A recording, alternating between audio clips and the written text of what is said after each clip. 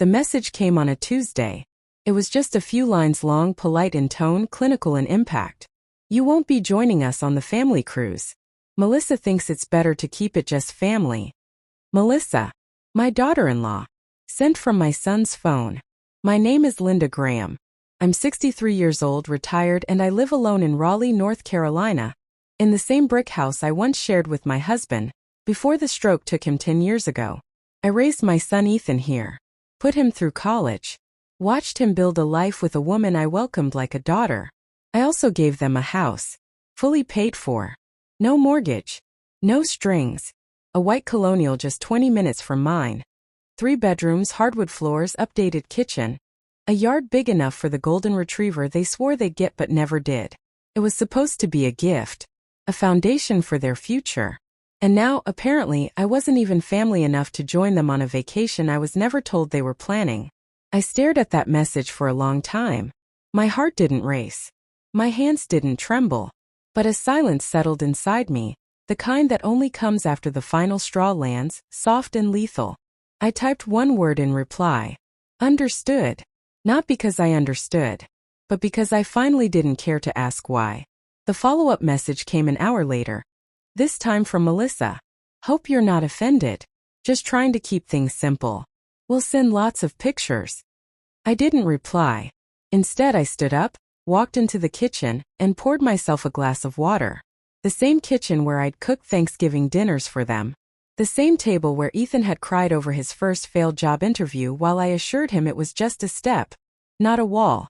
I looked around and realized every inch of this place was built around being available for them, for years. That night I didn't sleep, not because I was sad, but because my brain had finally switched modes. From wondering what I'd done wrong, to wondering how much they'd taken without me even noticing. By sunrise I had my laptop open, and the first thing I typed into the search bar was, how to reverse a property gift. Wednesday morning, I opened the family photo folder on my computer. Dozens of pictures. Ethan as a toddler on the porch steps, high school graduation, their wedding, Melissa smiling tight-lipped beside me in a beige dress she said wasn't her first choice. Christmases. Birthdays. Even a blurry shot of the dog they never got, replaced by a cat named Shadow that hated everyone. I stared at the images, then clicked move to trash. Not out of anger. Out of accuracy. These weren't memories. They were illusions. At 10:15 a.m., I drove to the Wake County Courthouse. I didn't tell anyone. Didn't bring backup. Just wore my neat gray cardigan, the one with the pearl buttons, and carried a brown leather folder with the original deed transfer. The clerk was polite but puzzled. You gifted the house to your son and daughter-in-law 3 years ago? Yes, I said. No mortgage. I paid cash, but I kept copies of the documents. Was it conditional? She asked. No, I said. It was generous. She nodded slowly, understanding more than she said out loud. Back home, I checked Ethan's online banking site. I still had view-only access, a relic from when he was fresh out of college and needed help budgeting. Or so I thought. Access restricted. Contact administrator. Administrator. Of his own account. They'd changed the permissions. I tried the shared grocery delivery account next. Password rejected. Streaming services? Replaced usernames. The shared family calendar? Gone. I wasn't just uninvited from a vacation. I was being phased out of my son's life like an outdated app. And the cruelest part? They weren't even hiding it. That night, I poured a glass of wine and sat on the back patio. Fireflies blinked across the grass. Somewhere a dog barked. Not theirs. I thought about every time Ethan had said, "You're the only reason we could ever afford this life." About Melissa's long silences whenever I dropped off baked goods or helped with yard work while they were at work. I'd mistaken silence for shyness. It was strategy. They didn't want help anymore. They wanted ownership. And they were slowly erasing the woman who gave them both.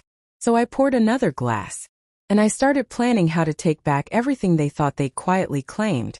Thursday morning, I visited my lawyer, Carolyn DeWitt. She's the kind of attorney who wears navy blue and never apologizes for it. We met in 2006 when I needed help settling my late husband's affairs. She buried me in paperwork and saved me from a $12,000 mistake. I trusted her ever since. Now, I slid the property file across her desk and said 6 words. I want to undo the gift. Carolyn raised an eyebrow. You transferred full ownership. No lien, no stipulations. Why now? I told her everything. Not the cruise, that part didn't matter, not legally. But the access, the patterns, the slow shift from inclusion to exclusion. And how Melissa, not Ethan, had been the voice behind most of it. Carolyn listened, nodding slowly. Well, she said. You can't legally reverse an unconditional gift without proof of coercion, fraud, or elder abuse. I stayed quiet. But, she added, leaning forward, you can make things very uncomfortable for them. She outlined a plan. An inquiry into property tax irregularities, request for a wellness check on the home, which I had the right to initiate, and most importantly, a quiet, formal letter of intent to contest the legitimacy of the gift under undue emotional manipulation. Not because we'd win that battle, but because battles expose things, and people under pressure start slipping. I nodded. Do it. Back home I baked lemon bars. Not because I was hungry, but because it felt like reclaiming something. The scent of citrus, sugar, and warm flour wrapped around me like armor. At 3:42 p.m. Ethan called. I didn't answer. A minute later a voicemail. Hey Mom, just checking in. Melissa says you've been quiet lately. Everything okay? I deleted it. They'd spent 3 years rearranging the board. Pulling back, locking doors, changing passwords, and expected me to play my same old role. Quiet. Generous. Obliging. They forgot one thing. I wasn't on their payroll. I was the one who built the company. And now I was doing an audit. By Monday morning the ripple had reached them. The Wake County Assessor's Office scheduled a property inspection. Standard procedure, I was told. Just a check on status, maintenance, tax compliance. Happens all the time, except it doesn't unless someone makes a phone call. I made that call. Not to cause trouble. To cause memory. They'd forgotten what this house meant. Forgotten that it was my retirement fund turned gift. My name might not be on the title anymore. But my money was in every floorboard, every appliance, every inch of the backyard where they once promised to build a playhouse for children that never came. The next day Ethan emailed.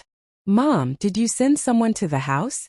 An inspector came by asking questions about utilities and lawn care. Melissa's really upset. No greeting. No how are you? Just suspicion served neat. I replied with 3 words. Everything is documented. No explanation. No denial. They could stew in the ambiguity. Wednesday night, I ran into Melissa at the grocery store. Aisle 5. Canned goods. She was wearing oversized sunglasses and pushing a cart full of kombucha and frozen shrimp. Linda, she said, her voice tight. We should talk. I looked at her and for the first time really saw her. Melissa had always been polite. Helpful. Just quiet enough to avoid suspicion. Just present enough to pass as warm. But now, stripped of pretense, I saw it in her eyes. Calculation. Not fear. Management. She had managed my son. My access.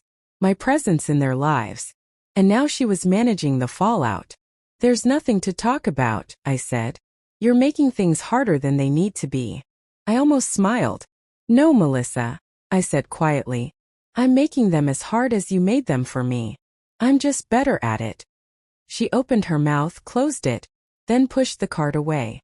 When I got home, I took out a notebook and added a new page. What they took without asking. Holiday traditions.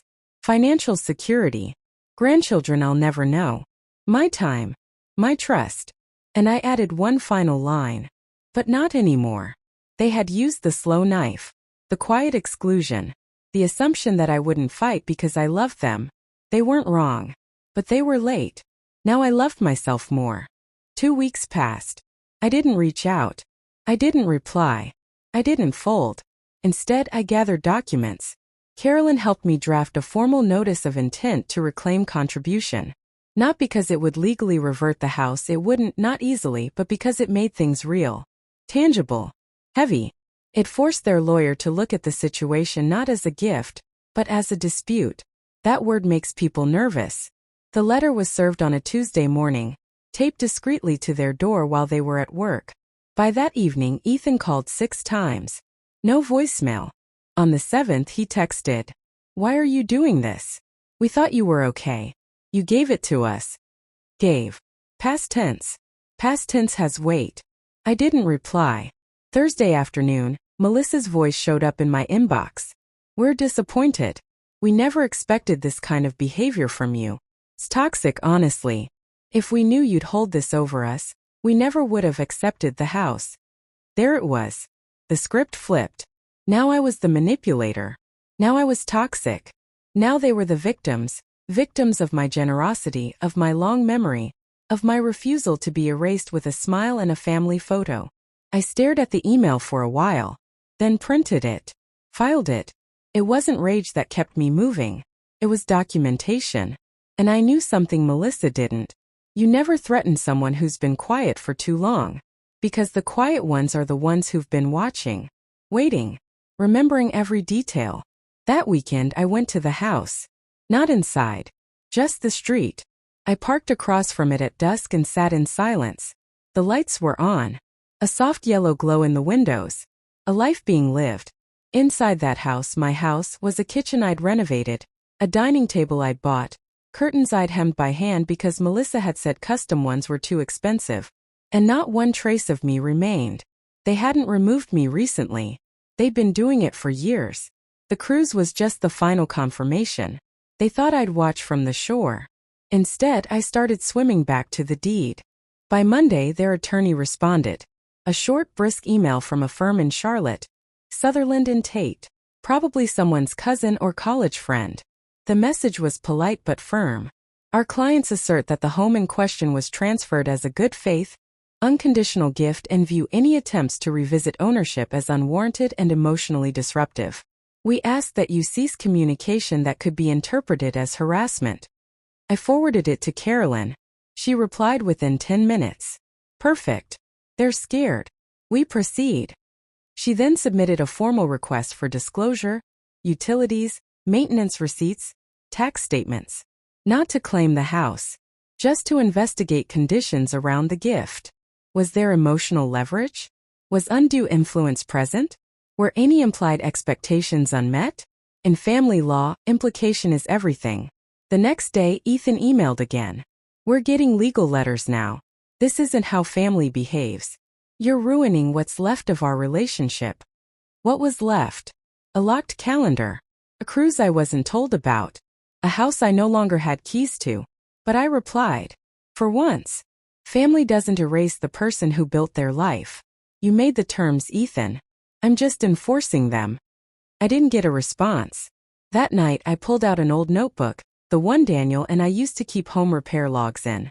Buried in the back was the original estimate for the roof I replaced just before gifting the house. $18,600. Paid in full. I added it to the file. Every detail mattered now. And here's the thing they didn't understand. When someone gives you a house, you don't just receive property. You inherit trust. They broke it. And now I was rebuilding, not the house but my boundaries. Wednesday morning I got a knock at the door. A delivery envelope. Inside. A framed photo of Ethan and Melissa from their wedding. No note. Just the picture.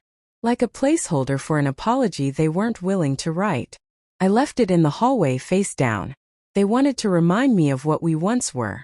But I'd already started drafting the legacy of what we'd become. And this time I would be the author. The cruise photos went up on Melissa's Facebook that Friday. Clear blue waters. A balcony suite. Ethan in linen shirts he wouldn't have bought 5 years ago. Melissa sipping cocktails with captions like, family first, and grateful for the ones who matter. Not one mention of me. Not a wish you were here. Not a thanks for everything, Mom.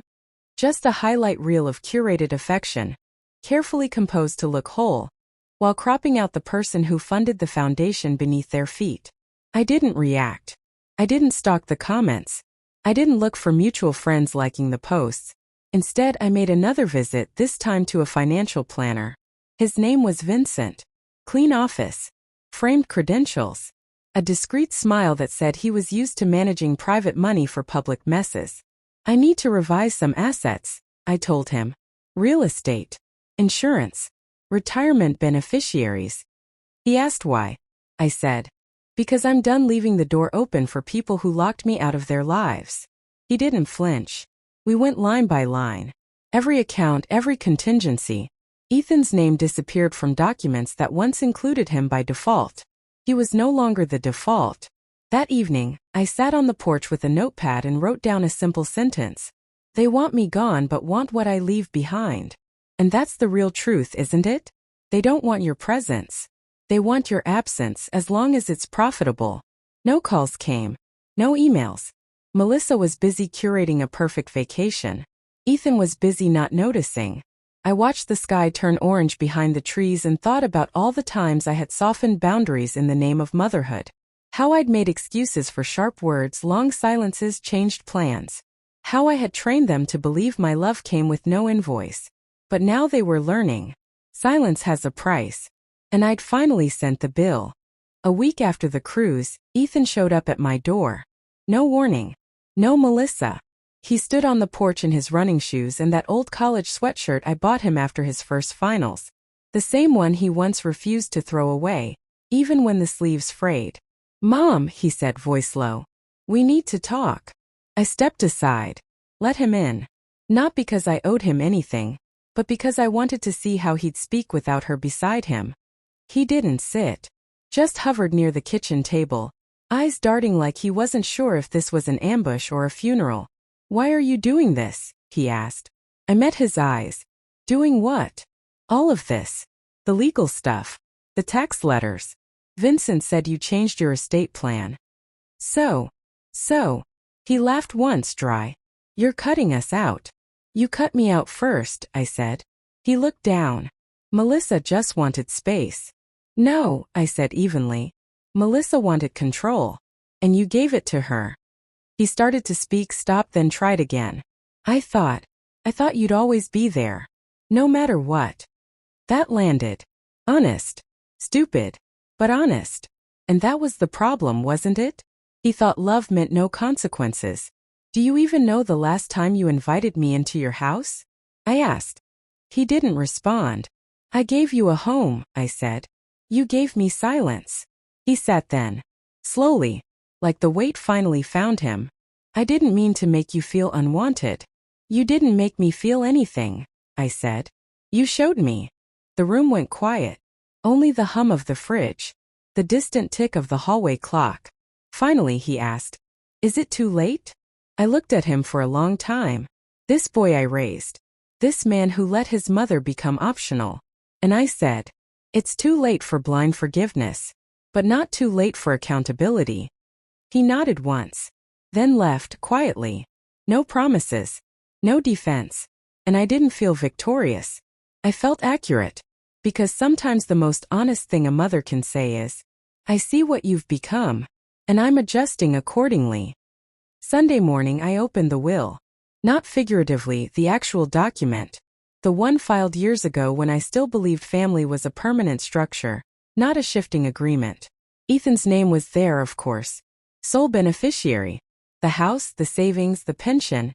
Even the small lakefront plot Daniel and I bought back when we thought retirement meant fishing trips and slow evenings with grandkids. I stared at the paragraph, then took out a pen. Crossed it out. Not out of vengeance, out of reflection. Because I finally understood something. Inheritance is not about biology. It's about reciprocity. I rewrote it line by line. Melissa was removed entirely. Ethan was downgraded. A partial amount, contingent on future behavior, overseen by a trust. The bulk? I redirected it. A scholarship fund for single mothers over 40 returning to school. An animal shelter I used to volunteer at. A women's legal aid group in Raleigh that fights housing discrimination. Every dollar now had a purpose beyond obligation. That afternoon I emailed Carolyn. Attached is the revised will. Please file accordingly. She replied within the hour. Understood. Final copy will be notarized this week. I poured a glass of tea and sat by the window, notebook in hand. One more page. What I keep. My time. My peace. My choices. My legacy. And I realized they never really wanted me. They wanted the version of me that gave and stayed quiet. That version? She was gone.